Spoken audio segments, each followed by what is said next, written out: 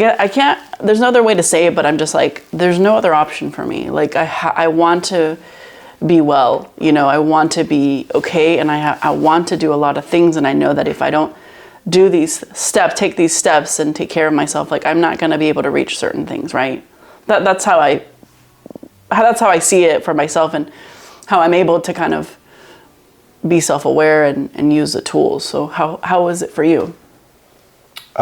Just like how you described it too, you know, we're kind of on par with that.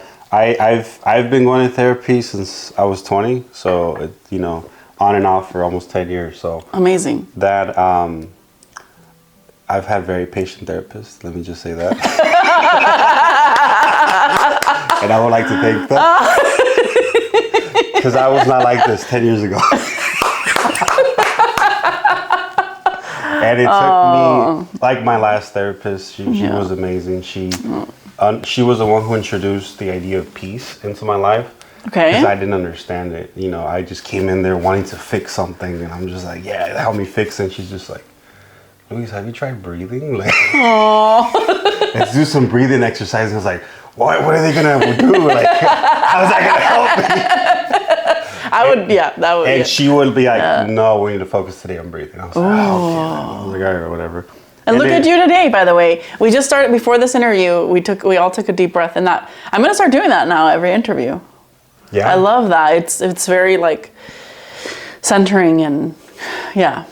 Yeah, and that's something that I really learned from her, is that she helped me understand how much tension I hold in my body, and how I wasn't used to. I didn't know how to release it. I didn't know how to reset, and you know, I didn't understand what she was trying to teach me until after the therapy. During the therapy, it was like, all right, whatever. Let's talk about that for a second, though, because I think it's true. I think people think like, oh, like this isn't doing anything for me, which is fair. Like everybody has a different experience, but I will say that there are many times where I'm like, yeah, 6 months later, I'm like, you don't realize what kind of imprint that those lessons teach you as you're navigating, and it's not something that you just one day you're like, you know, they can't.